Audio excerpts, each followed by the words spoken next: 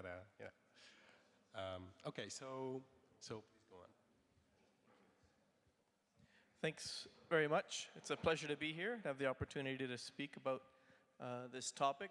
I mean, I started working in conventional public key crypto in the early 90s, trying to break it with classical computers, and very skeptically heard of quantum computing and ignored it repeatedly until my supervisor essentially forced me to learn about it a bit. And then I realized he had a point, so I spent the last couple decades trying to understand the power of quantum algorithms, and in recent years have focused more and more again on cryptography and what can we deploy that will be secure against quantum attacks.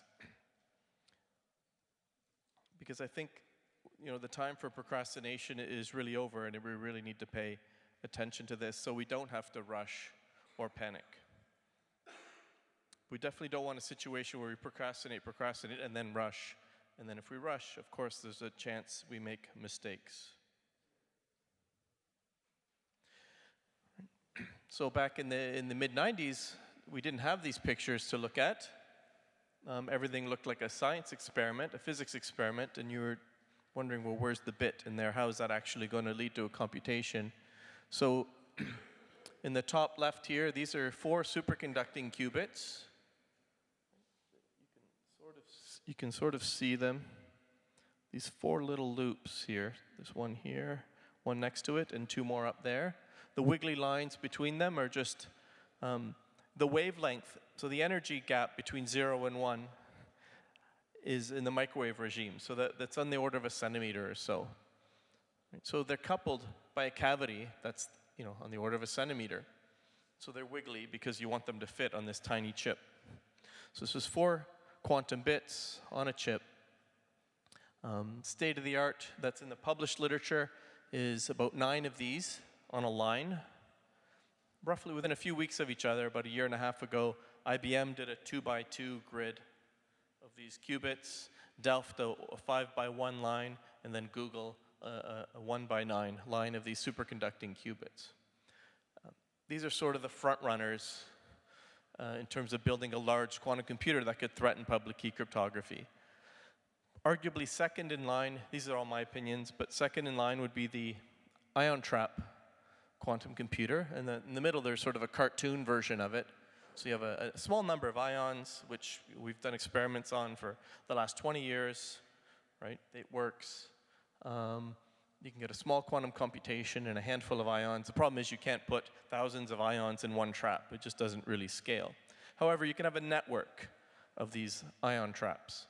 And in theory, put thousands, millions of them, right, on a chip. And the left, so at the right, we see a gold chip where it really is an ion trap, a 2-dimensional ion trap. In the mid-90s, the ion traps were these 3-dimensional traps. And it really just looked like a physics experiment.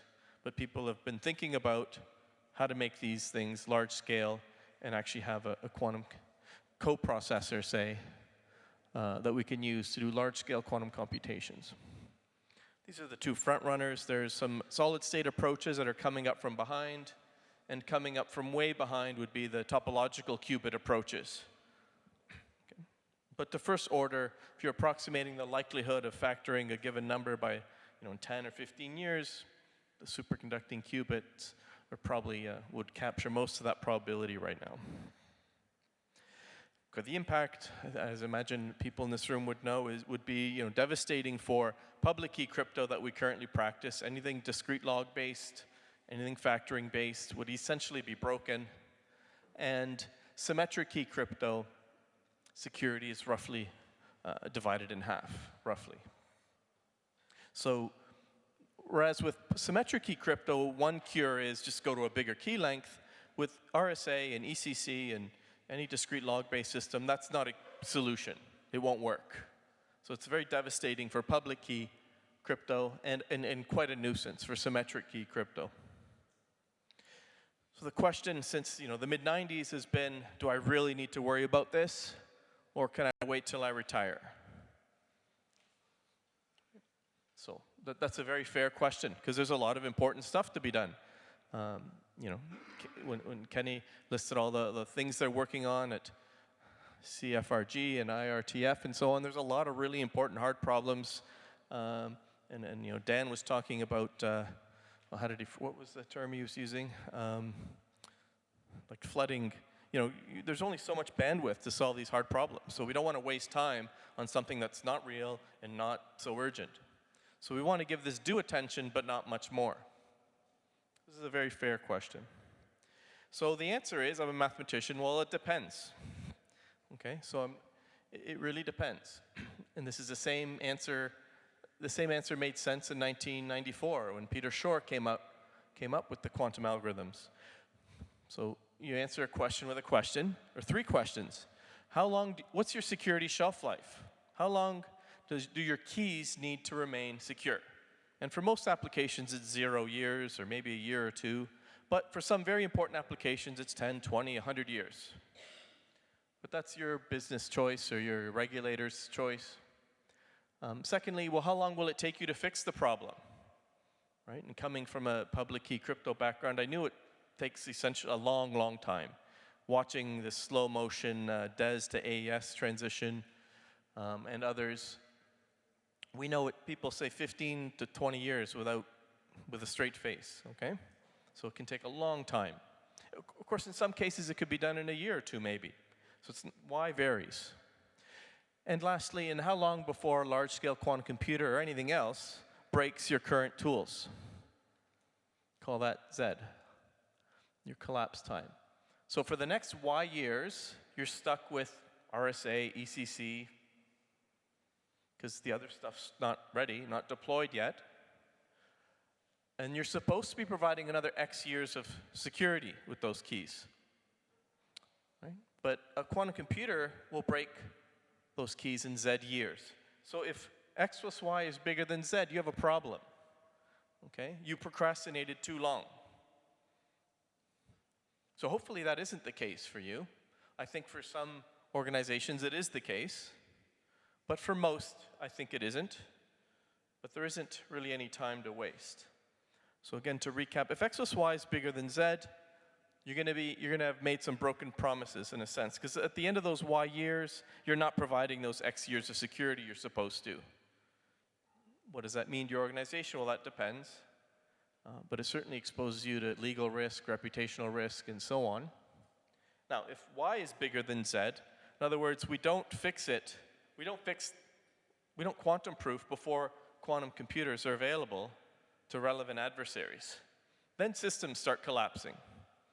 Okay? We're not talking about a patch that you just download the next day or in a few days. We're talking about, well, the solution's just not there and it's going to be months or years before it's there. That entire functionality is gone. So that could be devastating if we're talking about the internet or, global payment systems and so on. So hopefully we avoid that second possibility. And I think very recently I'm sensing sort of a psychological change in the world in that people are becoming aware of this situation. So organizations will be differentiated by whether or not they have a plan, whether or not they know what they're talking about. It may or may not matter so much, depending on the organization, but it's starting to become a differentiator. So if you're a vendor and your customer asks you, is this stuff safe against quantum computers? What are you doing about it? The most typical response is still, the bovine stare. They have no idea what you're talking about. Maybe you'll get the bluff, oh yeah, it's not a problem and it's all under control, but they clearly don't know what they're talking about. And then occasionally you'll get some people say, like, yes, we understand it, we're studying it, we'll be ready in time. So we have a plan. Whether or not they really do is another one, but if they're at least pretending to have a plan, that's already a lot more reassuring than not understanding the problem. So, and this could be a business, a serious differentiator for some organizations in the short term, right before you retire. So it might change behavior. So one of the reasons, of course, is as the NSA's recent announcement, and as Tanya, the very good exchange between Tanya and Kenny. Yes, there was nothing really new there, but it did send a message that people were that a broader range of people are listening to. There's some other reports, I think, well-articulated reports, and there's the ETSI white paper that a number of us were involved in, written a couple years ago as well, that articulate the issues, try to communicate the issue and the next steps. So let me talk now about these X, Y, Z parameters. So what is Z? We'd love to know. Of course, we don't know. That's the real world. But what do we know? So firstly, it's important to know what it means to have a large-scale quantum computer, and what are the steps? What are the benchmarks we should be tracking? So Devorah and Schulkopf wrote a very nice paper just 3 years ago, outlining, they organized it into 7 stages, which I really like, because you can at least start asking the question. So the first 3 stages are science. It's physics. Find a system that can encode a qubit, and do your logic operations, get multi-qubit systems, implement the basic ingredients of error correction. We're never going to build a large-scale quantum computer without some form of error correction. So these are very important milestones. Right? So there's 1-qubit gates, multi-qubit gates, error correction and control, and then finally, step 4, not finally, but probably the most critical milestone is achieving a logical error rate that's lower than the physical error rate. To me, that's by far the most important milestone that needs to be achieved. And we've had 20 years of very impressive progress towards those milestones. So often I'll talk to people very critical, oh, it's always 20 years away, it's just in the research community, basically nothing has happened in the last 20 years.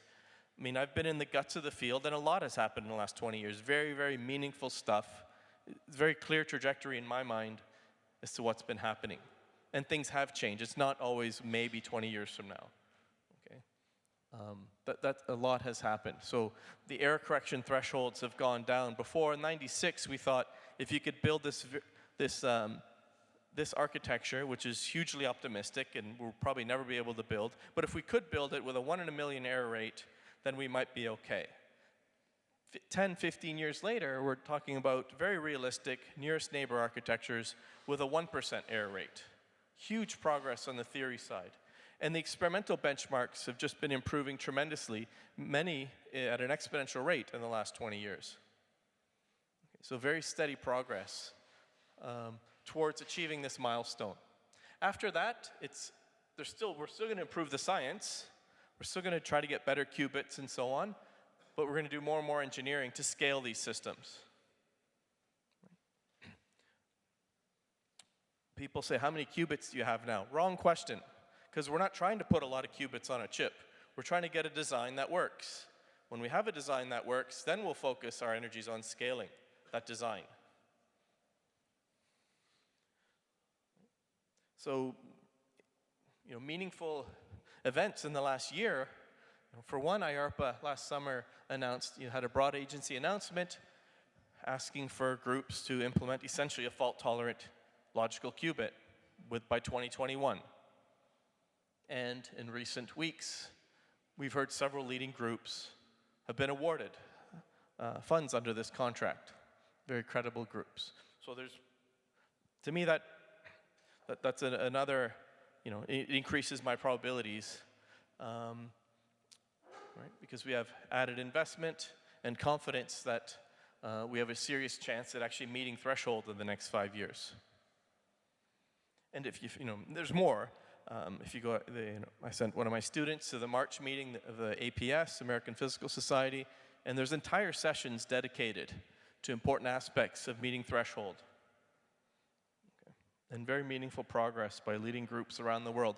Not flashy, sexy stuff like, oh, I have more qubits than you do, or than the previous person, or very linear, macho metrics, but very subtle things like, oh, we rebuilt the shape of this, we've changed the design of our system to make it more scalable. It's not exactly a newspaper headline, but it's a very meaningful step towards scalability. Let me just tell you what I don't worry about, and what I would just not be distracted. Well, it might be convenient for me to tell you, yeah, sure, you should worry about that. Though I wouldn't worry about this. but because there's more meaningful stuff you should be tracking. I mean, I neither want to underestimate nor overestimate the risk. And these are things I tell you, don't worry about. You know, people who've implemented quantum factoring algorithms, it's essentially irrelevant, right, for what we're worried about. What we care about is that stage 4, a fault meeting, you know, a scalable quantum bit, meeting threshold, right, noise rates, and so on. That's what matters.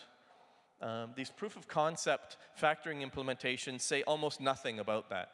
Some of them, the good ones, at least give you indirect evidence that we have some good control at the low levels, right? But we're not factoring, you know, we first have to achieve threshold, and then we have to start, you know, we have to go stages 5, 6, 7. Once we're at stage 7, those factoring implementations matter. That's when you start tracking the rate.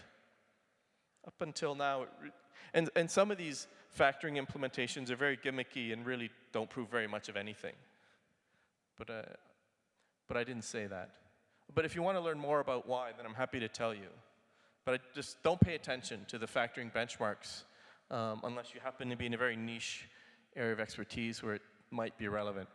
The other things I wouldn't be distracted by are so-called quantum computers, which maybe will do a very meaningful thing and be, you know, solve important problems for humanity, but have no intention or no way is there any design for them to actually implement Shor's algorithm, okay? And I mean, so I'm referring for example, to the D-Wave device, where they themselves say, we are not trying to implement a scalable fault-tolerant quantum computer. We are not trying to implement Shor's algorithm. So I'm not contradicting anything they're saying. I'm just saying, in light of that, this is not a threat to cybersecurity. So it doesn't matter that they have a 1,000-qubit device on the market. And there's other adiabatic type approaches. If they don't have a credible plan for fault tolerance to implementing Shor's algorithms and Grover's algorithm, then it's really not something, not high on my radar as far as cybersecurity is concerned. Other things to factor into what is Z is how many physical qubits do you need? So we're going to eventually, you know, when are we going to get a scalable qubit? How long will it take us to scale it? We'll scale it to what? How many do you need? So you can improve things at the algorithmic layer. You can improve the compilation. You can improve your fault tolerance procedures. You can improve your error rates or your control sequences at the bottom layer. Every improvement along this chain reduces the resources needed. And these are all things that we're tracking. So for example, in our recent paper, trying to cost out how much it really costs to break SHA on a quantum computer, we factor in all these different things. So, you know, just 2,400 qubits at the logical layer, but it comes down to, you know, tens of millions at the physical layer, and, you know, 2 to the 140. So it's not just 2 to the 128. When you factor in all these other necessary steps, or necessary as far as we know, it's 2 to the 149. And actually, when you look at some other overhead in there, it's closer to 2 to the 162. And similar analyses have been done for factoring, and we're working on it for discrete logs as well. So these things need to be factored in. So bottom line, what is Z? So there's a lot of things we have to track and integrate together. So in '96, in my master's committee, I was forced to make a prediction. So I said, look, I think we're going to have 20 qubits in 20 years. So it's, I think, more or less right on target. And then once we have 20 qubits, we'll be able to know how hard this really is going to be, what the system might look like, and how long it might take to scale. So 20 years after that, 19 years after that, my answer changed a lot, right? If you asked me in 2001, I'd say there's a small but non-negligible chance we'll have one in 20 years, 5, 10%, right? Fast forward to 2015, I'm saying, look, it could even happen in 10 years. Probably not, but it's non-negligible, like 1/7 chance in 10 years or 11 years, and even money by 2031 is what I would bet right now. So very non-trivial probabilities. And this is consistent with some statements Microsoft made. They're a little more vague, seem feasible, but I mean, so they didn't give probabilities. I take bets on those probabilities. But within a decade, have on the order of 100 logical qubits, which isn't enough, as far as we know, to break RSA, but it's getting close. You have to scale this a bit further. So organizations need to somehow figure out what they need to do. Can they wait and see? How quickly do they need to do things? And it depends on their X. Z, which is sort of an X, is a business choice. Z is somewhat of an external parameter. What's in their control is Y, the migration time. It's partially within their control. It depends on what we're talking about. If it's a system they fully control, they can move it along a little faster. If it's something like TLS, well, that involves many players, or something that needs, standardization, it'll take a little longer just for the social and political issues, let alone the technical issues. Right? But Y is what we have a chance to control. We have no excuse. I mean, not we personally necessarily, because some of you just got into this job. You were still, in high school in 1994 when Peter Shor came up with this algorithm. But your organizations have known about this threat since '94. The quantum computing progress has not been a surprise. It's been in the open literature, and it's been more or less gradual progress. So there's no excuse to go from procrastination to rushing or panicking. So I think we don't want to rush, because we don't want to make mistakes, but we do need a concerted effort, a disciplined, concerted effort to make sure the necessary work gets done. So there's two families of solutions. I think the most relevant one, especially in the short term, is quantum-resistant conventional crypto or post-quantum crypto, right? What we're going to hear about more from Tanya and Lily. And I think we should also keep in mind that there's also one thing quantum technologies give us is another cryptographic tool, which is not susceptible to cryptanalytic attack. It's susceptible to the other old-fashioned attacks, like physical attack and breaking trust assumptions, but you can't mathematically cryptanalyze the protocol. But QKD is essentially built on the ecosystem that will ultimately be post-quantum. And together they can do things that separately they can't. I'll also skip this observation and just focus on post-quantum. Are we ready to deploy post-quantum today? Is Y equal to 0? Well, no. There's promising approaches, hash-based, lattices, codes, multivariate elliptic curve isogenies, and so on. And they're in various stages of readiness. Some of them have been studied against classical attacks for 20 years or more. Others are only around for 5 years. Okay. But very importantly, quantum algorithmic analysis has been very limited. There's only a small number of people studying these, and we can only study them analytically. We don't have quantum computers that we can use to actually test our algorithms and our heuristics. So there's no way we'll have the same level of confidence about the quantum resistance of these protocols as we do today. For example, there's a certain probability that ECC can be broken by a classical computer. The chance that a classical or quantum computer can break any of these post-quantum schemes is much higher, an order of magnitude higher, I'd say. And it's going to remain that way for quite some time. But we do need to do our best effort to study these. And this motivates a mitigation strategy that more and more people are advocating, which is to hybridize with conventional ECC, say. So we're at least as secure as the best available conventional, best available standardized crypto, and we have the best available quantum-resistant crypto on top of that.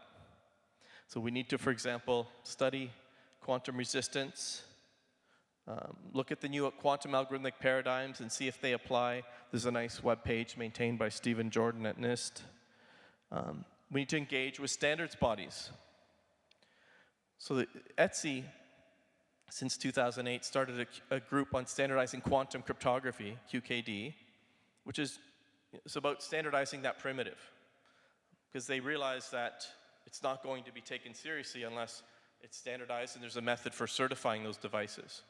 But there's another problem that I highlighted with Mark Peason and Gabby Lainhardt at ETSI a few years ago and said, look, let's say we get the QKD standards right and we have beautiful implementations of QKD that people trust, and we get post-quantum primitives right. The people who are going to use these primitives don't seem to be ready for them. Right? We need to start a dialogue with them so that they're as ready as they can be for when the time comes. So we started a workshop. Out of the workshop came a white paper, and we organized the next workshop in Ottawa and then the one after that in Seoul, and we're organizing the next one in Toronto. So an outcome of the Ottawa workshop was the establishment of a ISG, an industry specification group, on what we call quantum-safe cryptography, which is meant to include both the post-quantum and quantum approaches to quantum proofing our infrastructure. The aim is not to build a post-quantum primitive, but to do a lot of the other work around that that's needed. And they welcome input and feedback. We're going to hear soon about what else is going on at, well, I don't know if Tanya, I think, is going to touch upon IETF and ISO. I'm not sure if you touched upon IETF, but Kenny was here, and I mean, I've spoken at least twice, I think twice at IETF. NICT is interested in the QKD, and we're going to hear about NIST and ISO. We need to prepare a workforce, next generation cryptographer that both understands practical crypto and network security and what the quantum safe alternatives are. Because generally the communities are very split. There's people who understand practical real world security but don't know a lot about the quantum threat and solutions, and there's people who focus their careers on quantum cryptography or theoretical cryptography but don't really understand what it takes to get that to practical application, to widespread deployment. So we're specifically, we have specialized targeted programs for our students and postdocs at Waterloo to teach them both of these sets of knowledge. So what do we do today? I mean, ultimately, cryptography is part of an organization's risk management plan. They respond more to compliance requirements than security requirements. So how do we make it part of their checklists, for example? How do we make it a priority for business and policy? So here's my list of practical suggestions of stuff you can do this afternoon. Or maybe most of, we're here, maybe we're preaching to the converted, but this is what I tell people who are in the business world. Ask your vendors, what's your plan anyway? Right, very nicely, because everybody means well, but at least get them thinking about what they should be doing about this threat.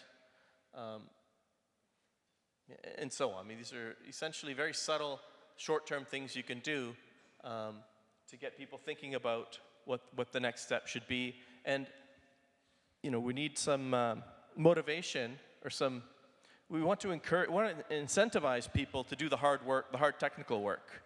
But the hard technical work is not the main bottleneck, I find. It's some of the higher-level policy decisions. And applaud and reward organizations that take this seriously. So thanks a lot for your attention. Thank you.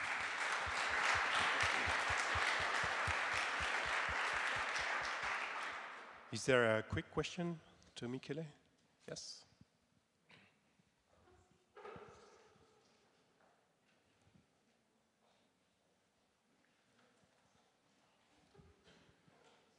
Hi, thank you for your talk. I have the question on the quantum RAM model.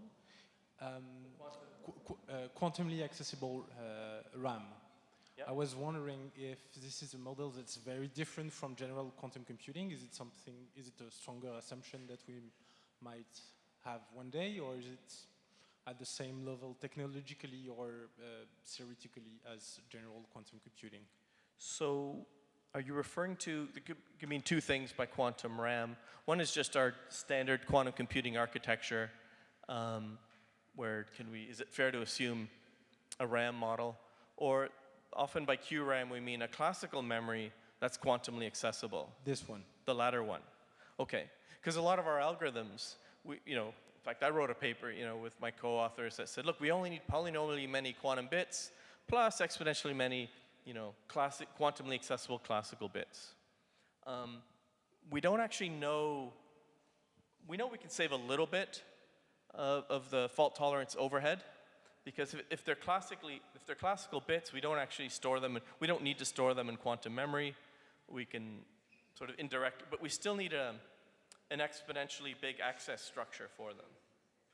So it's a little cheaper, but not much cheaper to have a 2 to the n, classical bits that need to be quantumly accessed. The cost is still essentially on the order of 2 to the n. We might be able to shave off the n overhead. I might be wrong, there might be a much cheaper way, but it's still pretty expensive to have quantum RAM. And that goes into our estimations of how hard is it really to implement these quantum attacks against it. So it doesn't really impact factoring or ECC, but it impacts our analysis of how hard is it to break lattice-based crypto, say, where the best known methods involve huge databases of classical information that we need to query. you know, we're probably going to need that many qubits, roughly. So it's pretty expensive. So we're running out of time, I think. So thank you very much again.